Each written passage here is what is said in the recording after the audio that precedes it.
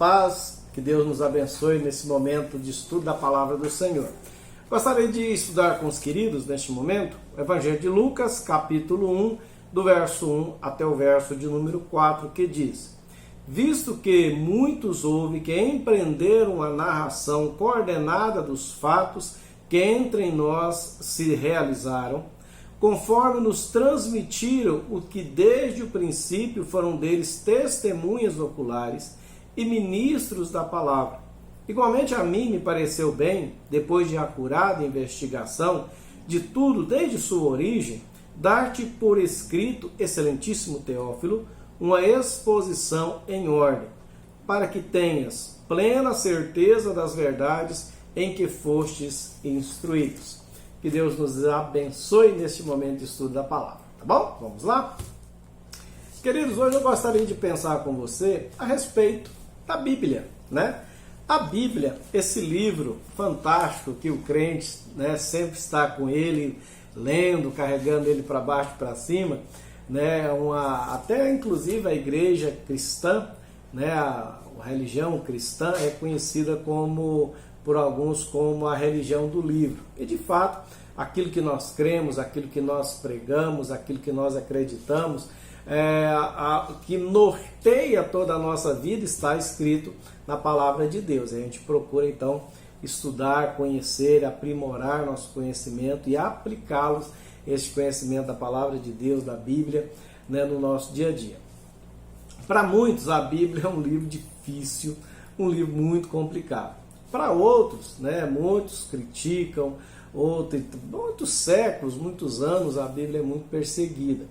E é interessante que muitas pessoas que perseguem a Bíblia, discriminam a Bíblia, afirmam que ela é confusa, cheia de erros, de contradições.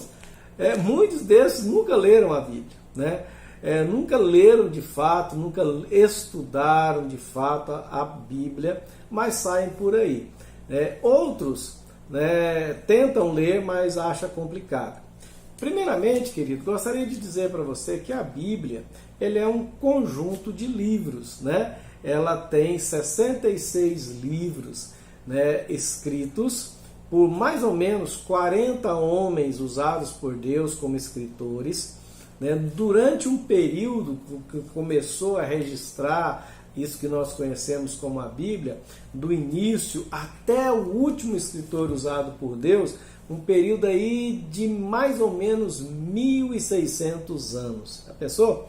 E a Bíblia, se você estudá-la e prestar atenção, apesar dela ter 66 livros, ter sido escrito por mais ou menos 40 pessoas diferentes, é interessante que esses autores escolhidos por Deus, esses escritores escolhidos por Deus, eles eram pessoas das mais variadas classes sociais. Você vai ver escritores da Bíblia, né?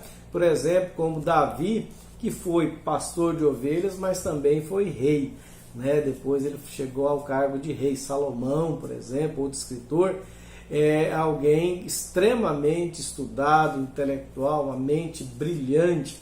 Outros homens bem simples, por exemplo, como Amós, que ele era um catador de frutas silvestres, é um boiadeiro, né? Temos também sacerdotes como, né, Samuel, né, médico, né, que escreveu, como Lucas, né, e outros mais usados pelo Senhor.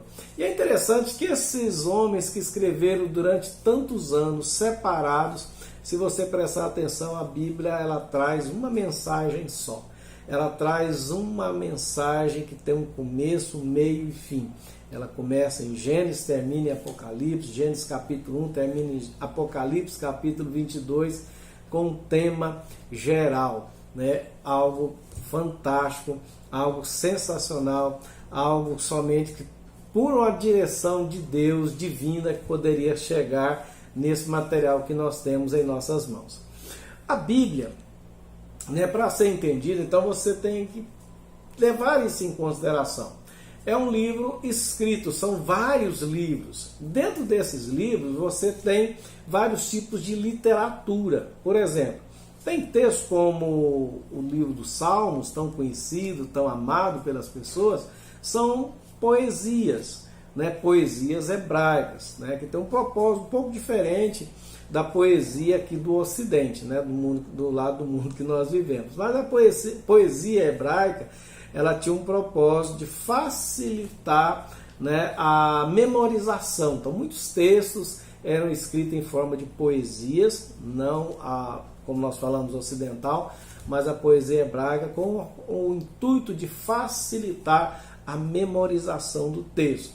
Tem outros textos que são narrativas históricas. Outros textos são estatísticas. Outros textos da palavra de Deus, outro tipo de literatura que nós encontramos, são profecias, né? Profecias que sempre tem uma implicação próxima à época que ela foi proferida pelo profeta, como também ela tem uma implicação para médio, longo prazo, né? A palavra da profecia. Temos também cartas, né? Principalmente no Novo Testamento, várias cartas que o autor escreveu para determinadas igrejas ou para várias igrejas, que são chamadas as cartas universais.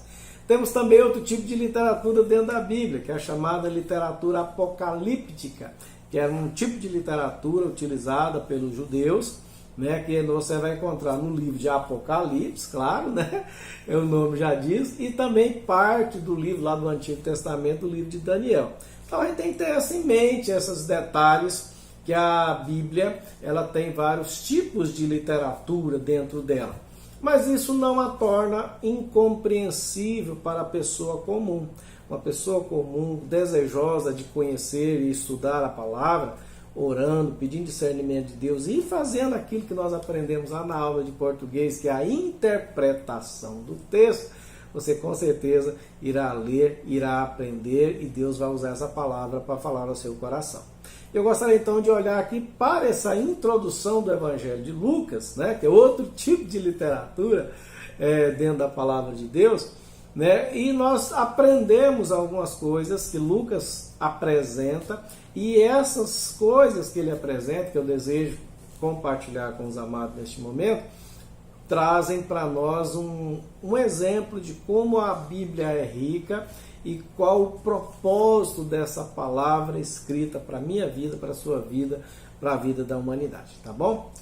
Bom, o texto que nós lemos, ele tem lições muito importantes para nós, como toda a palavra de Deus, mas como nós falamos, ela também nos ajuda a compreender a dinâmica da escrita da palavra do Senhor. A primeira coisa que nós aprendemos aqui é que esse texto ele tem um propósito para o qual ele foi escrito. Olha só, relendo aquilo que nós acabamos de ler, versículo 1 do capítulo 1 de Lucas. Diz assim: visto que muito houve que empreenderam a narração coordenada dos fatos que entre nós se realizaram. O objetivo de Lucas ao escrever o seu evangelho, e esse propósito é presente em todos os evangelhos, que são 4, Mateus, Marcos, Lucas e João, né? O que é um evangelho? Um evangelho é justamente uma apresentação dos fatos que ocorreram através de Jesus Cristo. Né? Procura apresentar através de fatos aquilo que foi realizado por Jesus Cristo. Apresenta Jesus Cristo, apresentar o trabalho de Jesus Cristo. Esse é o propósito dos evangelhos. Interessante que o evangelho ele não é uma biografia, né, do personagem em questão, no caso Jesus. Né? Por exemplo, a biografia vai apresentar detalhes da família, da infância, da adolescência, né? Vai contar toda a história do personagem. Mas aqui não, são fatos selecionados com o propósito de nós podermos conhecer o Evangelho de Jesus Cristo. É interessante nós lembrarmos e sempre ter isso em mente. O cristianismo é uma religião baseada em fatos. É verdade que tem muitos cristãos por aí que se esquecem disso. É lógico, deixa eu abrir um parênteses aqui, é lógico que tem emoção. A emoção faz parte do ser humano. Mas aquilo que nós cremos é fato. Não é sonhos, não é imaginação, mas são fatos registrados. Então, o evangelho, a mensagem inicial da igreja primitiva, se constituía basicamente o que os apóstolos pregavam, os que os primeiros cristãos pregavam, era justamente isso, os fatos que ocorreram através do ministério, da vida, do trabalho de Jesus Cristo.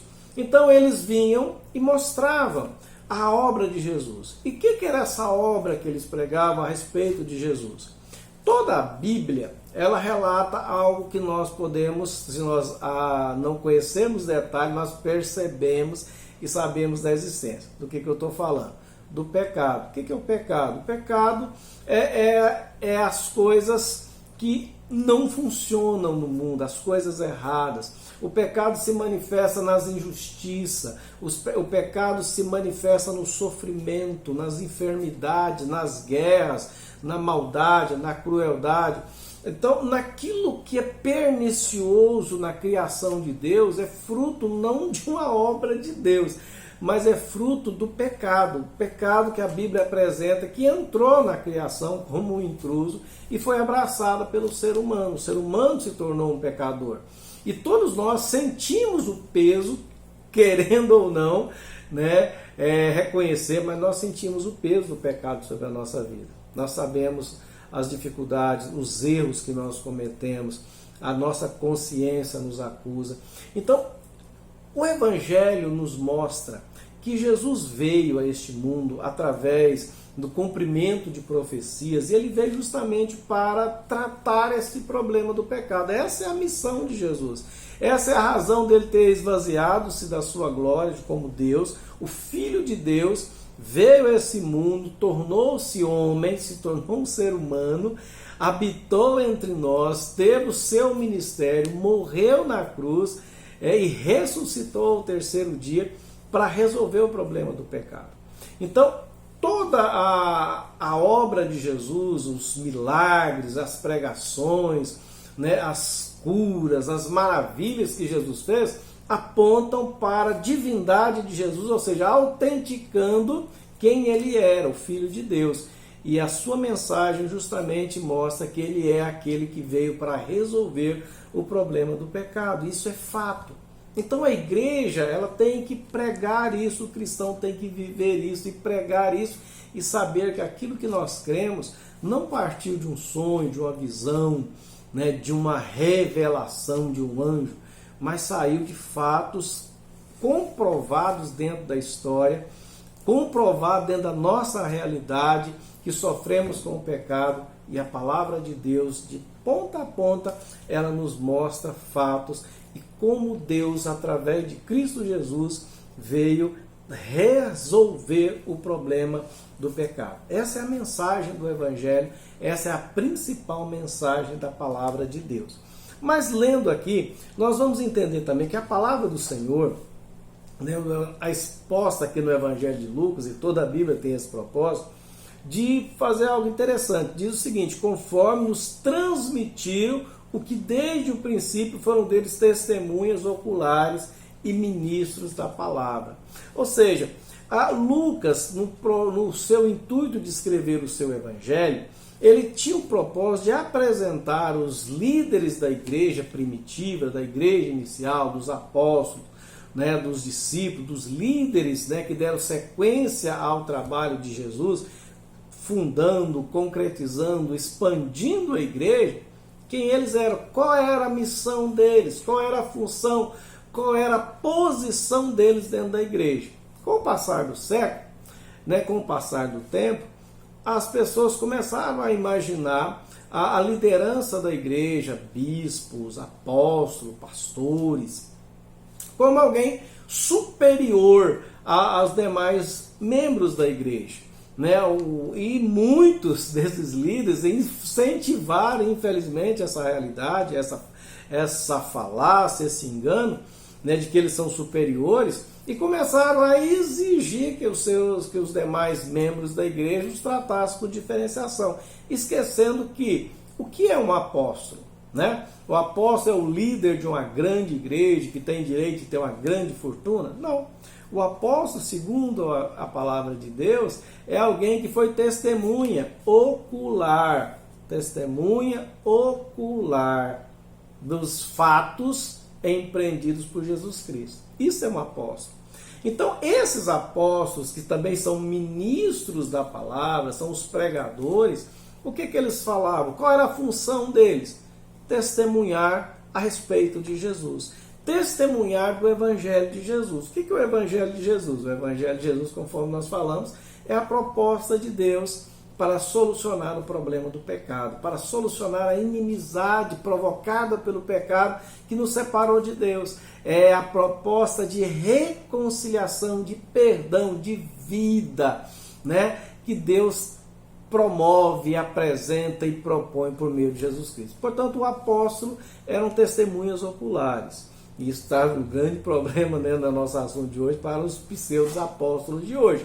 Um apóstolo ele tem que ter sido, para ser apóstolo, alguém que foi testemunha ocular, né? Que viveu, que caminhou com Jesus Cristo. Tá? Alguém pode dizer, pastor, mas o apóstolo Paulo não viveu com Jesus, ele converteu depois. Mas se você olhar, por exemplo, as várias cartas que ele deixou escritas, ele vai testemunhar que ele foi discipulado pelo próprio Senhor Jesus Cristo. O Senhor Jesus se manifestou a ele na estrada, né, de Antioquia, quando ele conheceu pessoalmente o Senhor Jesus, e depois no deserto da Arábia ele teve encontro pessoal com Jesus, que o ensinou, que o discipulou. Então, apóstolo é isso. Então, o Evangelho escrito por Lucas, todos os evangelhos têm esse propósito, apresentar os fatos, e também nos mostra que a mensagem pregada, a mensagem do Evangelho é a propagação, né, a exposição do Evangelho de Jesus Cristo baseado nos fatos. Tá? Vamos para o nosso terceiro ponto? Vamos lá para o terceiro ponto da nossa meditação deste momento. Versículo 3. Igualmente a mim me pareceu bem, depois de acurada investigação de tudo desde a sua origem, dar-te por escrito, excelentíssimo Teófilo, uma exposição em ordem. Ou seja, nós vemos aqui Lucas explicando, né, para Teófilo, que era a pessoa que iria receber esse material que seria produzido por Lucas. E é interessante que Lucas vai escrever o seu Evangelho de Lucas e o livro de Atos, né? O livro de Atos é escrito por Lucas e é endereçado para, tanto os dois, é endereçado para essa pessoa chamada Teófilo, que ele chama de excelentíssimo Teófilo, tá? Então, aqui é interessante como que Lucas colheu o material, né? Ele expõe isso para produzir o seu evangelho. Ele vai dizer que pareceu bem, depois de uma investigação bem detalhada, né? Desde o princípio, ele então resolveu redigir isso. Ou seja, que nós já aprendemos que Lucas não foi apóstolo, Lucas foi um discípulo de Jesus. Portanto, consequentemente, ele não foi alguém que caminhou pessoalmente com Jesus junto com os demais apóstolos. Mas ele voltou a Jerusalém, encontrou com esses apóstolos, né, e então conversou com ele, pegou as informações com ele. É interessante que a primeiro momento nós podemos imaginar isso como uma investigação de qualquer pessoa que quer escrever um artigo, né? Então ele vai lá, busca os fatos, levanta as testemunhas, etc. Basicamente foi isso. Mas nós entendemos pela própria palavra de Deus que havia, né, nessa pesquisa, nos trabalhos dos escritores, algo sobrenatural, ou seja, uma direção do Espírito Santo. Olha só o que diz a segunda carta de Pedro, capítulo 1, segunda carta de Pedro, está chegando aqui Pedro, né? João está chegando, passou um pouquinho, voltando. A segunda carta de Pedro, capítulo 1, vai dizer assim, a partir do versículo 19, temos assim tanto mais confirmada a palavra profética, e fazeis bem em atendê-la, como a uma candeia que brilha em lugar tenebroso, até que o dia clareie e a estrela da alva nasça em vosso coração. O que Pedro está falando aqui? Pedro está falando que a Bíblia, a palavra de Deus, essa palavra escrita, né, palavra profética, que é um dos sinônimos para a Bíblia, ela funciona como uma lamparina. Você está numa escuridão à noite, né? Outro exemplo da nossa linguagem, uma lanterna que ajuda você a enxergar e ter discernimento em meio às dificuldades, às trevas que nos cercam. Então ela é uma luz. Por isso que lá no livro dos Salmos vai dizer que a tua palavra é lâmpada para os meus pés e luz para o meu caminho. Então é isso que Pedro está falando. Tá, mas vamos ver mais o que ele está dizendo. Sabendo, olha só, presta atenção nisso. Sabendo primeiramente isso, que nenhuma profecia da Escritura provém de particular elucidação. Por quê? Porque nunca, jamais, qualquer profecia foi dada por vontade humana. Entretanto, homens, seres humanos, santos, ou seja, separados, falaram da parte de Deus, movidos pelo Espírito Santo. Ou seja, o que nós entendemos por essa palavra de Pedro, né, com relação à demais escritura? Deus utiliza o trabalho das pessoas, dos seus escritores, dos homens escolhidos por Deus, das pessoas escolhidas por Deus, para fazer esse trabalho. Mas há um direcionamento do Espírito Santo. O Espírito Santo conduziu os escritores, no caso aqui Lucas, conduziu na pessoa certa, quem ele deveria ouvir, o que ele deveria, né, registrar. Houve um direcionamento, não é algo ditado, não é algo, né, que o Espírito Santo toma a direção e ali toma posse, vamos dizer, das faculdades mentais do autor. Não, há um direcionamento, encaminhamento espiritual que conduz e, portanto, nenhuma palavra escrita da Bíblia é sem sentido ou foi escrita por inspiração ou vontade humana, mas foi por vontade ou inspiração do Espírito Santo que direcionou. Então isso aqui é algo maravilhoso, né? Por isso que Paulo vai falar na sua segunda carta a Timóteo, dizendo para Timóteo, né, que era um discípulo do apóstolo Paulo, ele vai dizer o seguinte a respeito da Bíblia: toda a escritura é útil para o ensino, né? Ela é útil para nos ensinar, para nos aperfeiçoar e nos tornar perfeitamente habilitados para toda boa obra. Portanto, a palavra de Deus, ela foi direcionada pelo Espírito Santo com um propósito, né? Nos dar conhecimento dos fatos do Evangelho, mas também nos dá conhecimento e discernimento para nós vivermos nesse mundo, para nós vivermos aqui enquanto aguardamos o tempo da volta de Cristo ou do nosso encontro com o Senhor Jesus. Tá? E depois eu gostaria de agora para o quarto ponto, vai dizer o versículo 4: para que tenhais plenas certezas das verdades que fostes instruídos. Ou seja, a Bíblia também, né, todo esse trabalho de Lucas, dos Evangelhos, dos demais livros, visa trazer também segurança da nossa fé. Visa trazer certeza, esclarecer. Esse é o objetivo da palavra de Deus, né, nos mostrar, né, e nos dar segurança, né, discernimento, e temos a certeza: eu conheço, eu sei como que é, eu conheço a profecia, eu conheço a palavra de Deus, eu tenho por isso segurança, eu sei em quem tenho crido. Mas, querido, para concluir, eu gostaria de te dizer o seguinte: a palavra de Deus, toda a palavra de Deus, conforme nós falamos, ela apresenta o problema, a explicação, né, para nós entendermos a problemática que nos envolve, o sofrimento, as dores, que é tudo fruto do pecado. Né? O pecado é fruto produzido, né, pela desobediência minha, né, do ser humano, nossa desobediência. Quando nós nos afastamos de Deus, quando nós não observamos os mandamentos de Deus, a vontade de Deus, e seguimos a nossa própria vontade. Então tudo isso vai trazendo consequências. A Bíblia nos apresenta a solução, que é Cristo Jesus. Mas a palavra de Deus, ela é algo muito interessante.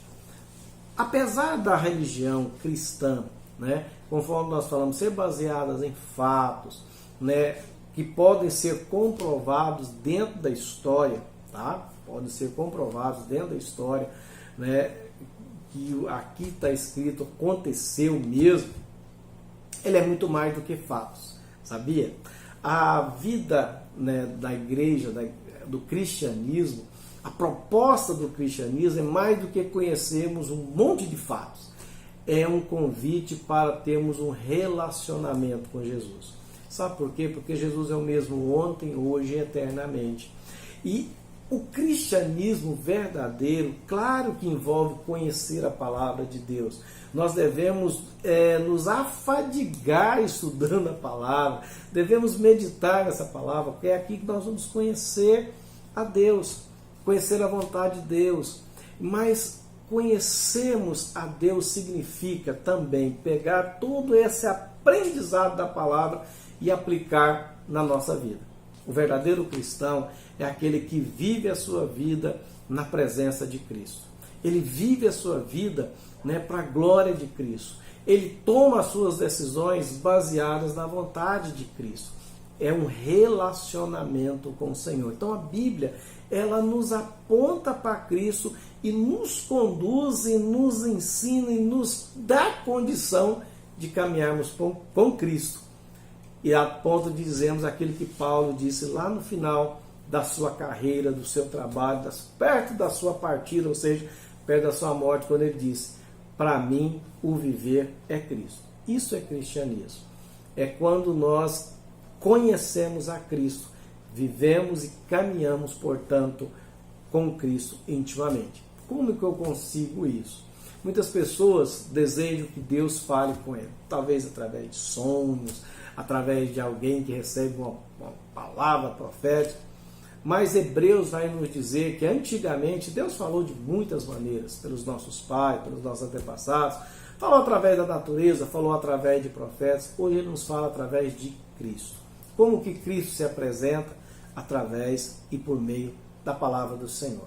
Toda a Escritura é útil para o ensino. Vamos abrir para nós terminarmos a nossa meditação lá nesse texto que eu estou citando aqui, mas eu gostaria de lê-lo, que é segunda carta de Timóteo, capítulo 3, eu quero ler do 14 até o 17, para nós terminarmos, que diz assim: Tu, porém, permanece daquilo que aprendestes e de que fostes inteirado, sabendo de quem o aprendeste, e que desde a infância sabe as sagradas letras, que podem tornar-te sábio para a salvação pela fé em Cristo Jesus.